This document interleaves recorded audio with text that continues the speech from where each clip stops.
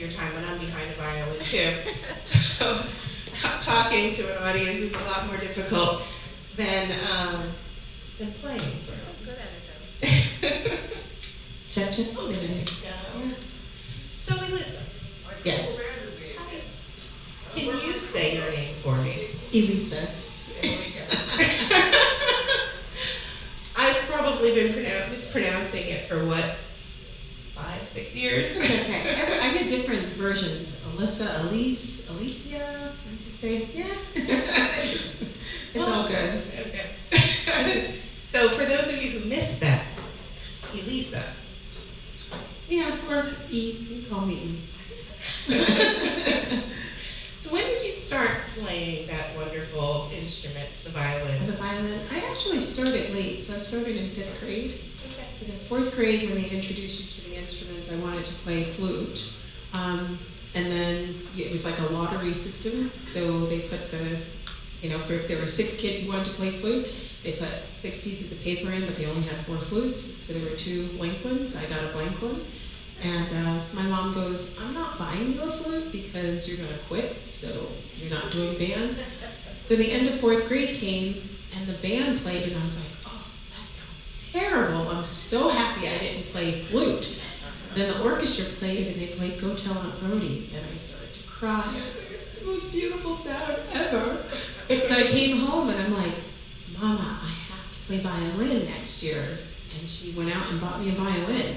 I'm like, a violin's more expensive than a flute, But she knew. but she knew, and I didn't put it under the bed. I have a flute. It's in my closet.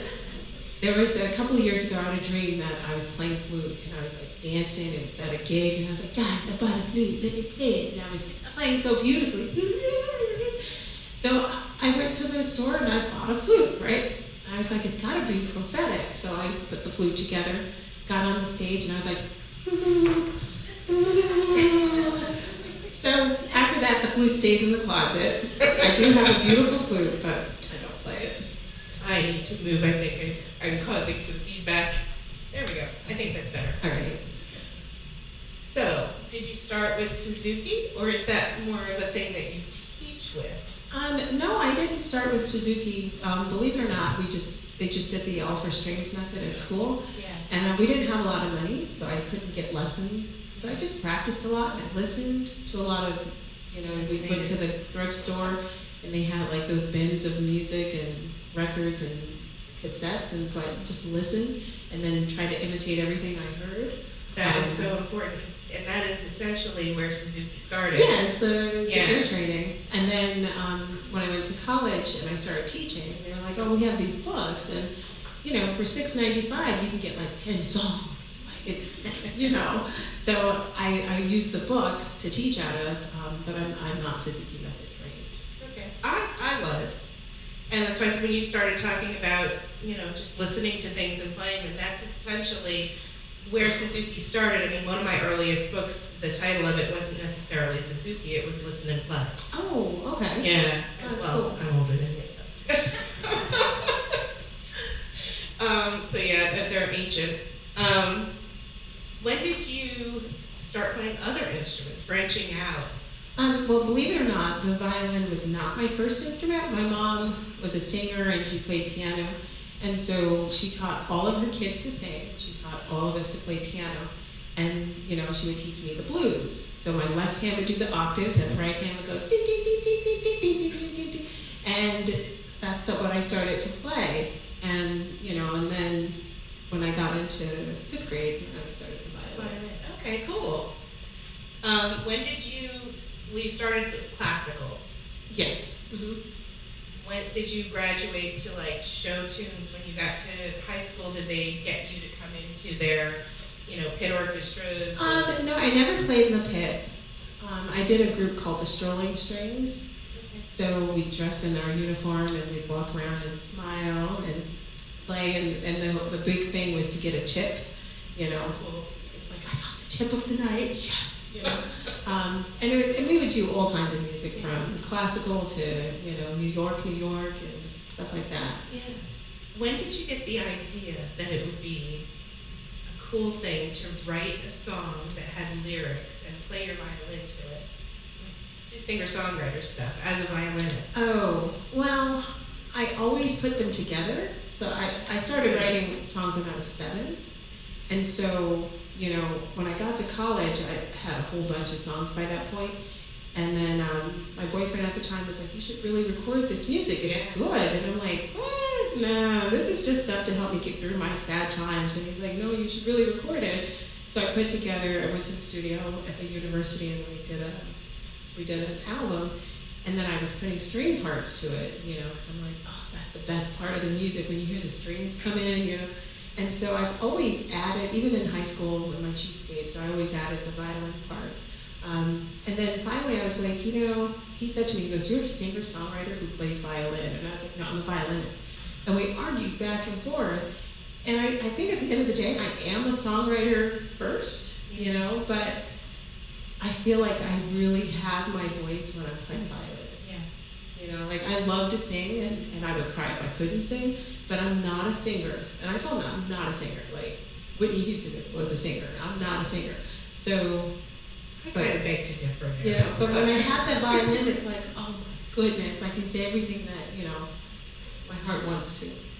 See, I tell you, like I say it every time, I want to be her when I grow up. Unfortunately, she was probably born quite a few years after me, and I didn't get to have her as my role model. I didn't even know that this stuff was possible when I was 7. So, yeah, if I had, I don't know. It could have been very different. Who are some of your musical heroes? Ooh. And inspirations? Musical heroes. On violin is Jack Perlman. Like, he's just amazing. Yeah, whoever clapped, yeah, you can clap again. As far as, you guys are gonna go, what? But the Carpenters. I love the Carpenters. Karen, oh my gosh.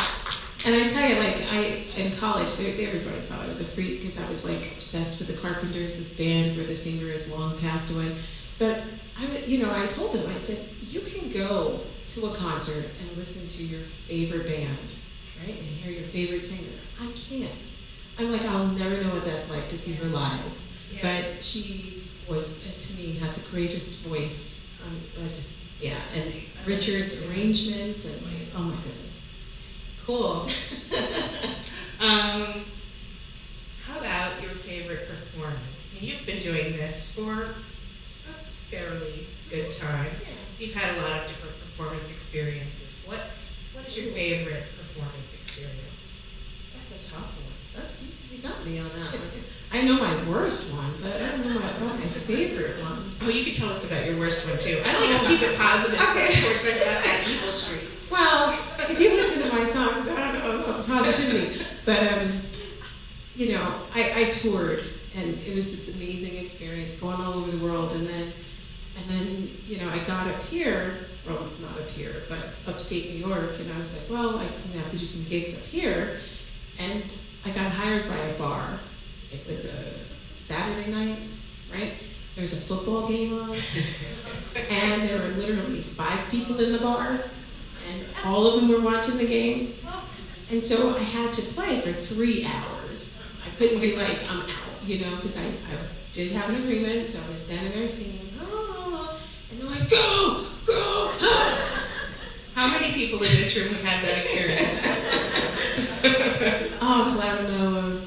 And afterwards, I came home and laid on the couch. I was like, are you kidding me? I went from Australia to this? Like, I was so depressed. So where did you start out then? Because I didn't even know that you did not hail from Warwick, New York area.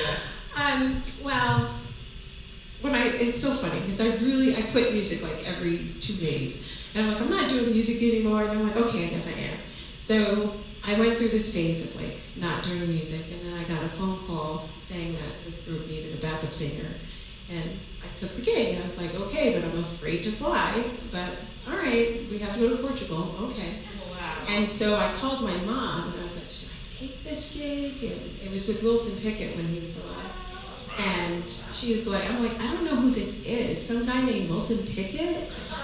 And my mom starts screaming, "Oh my God, are you kidding me? Take the gig!" I'm like, "Well, what music is it?" And so she starts singing it, and I'm like, "Oh, the stuff you play at Christmas? Okay, all right." So I accepted the gig, and we flew to Portugal, and after that, like, I toured the whole world with Wilson Pickett and Ray Charles and like a whole bunch of, yeah, so it was funny because I literally went from like laying on the couch to up here flying all over the world for 5 years, and then unfortunately Pickett passed away, and I was like, well, I want to sing, I guess it's time for me to do my thing and sing my songs, because I got a taste for it, being on stage, and then so then I went from Australia to the town, little town bar. Well, I hope it's gotten a little better since then. That's quite a story. I had no idea of that backstory. Yeah, I went the other way. You're supposed to do this, I went this. You know, so, well, we're back on our way. Yeah. Speaking of on our way out, where do you want to go from here? Ooh, that's a good question. So, I want to write a book. I know you guys are like, what? No, but listen, I wish I had cameras following me around, because this is like, if I told you some of the stories that happened in my life, y'all would be like, she needs her own show. Actually, I need my own network. But nonetheless, I want to write some kind of a book. Not sure yet what it's going to be, so obviously we're not there yet. I do want to tour again, but this time instead of 50 feet from stardom, I want to be in the front of the stage. Yeah. And you should be. Oh, You should be. And now we're going to show them that. thank y'all for coming, by the way.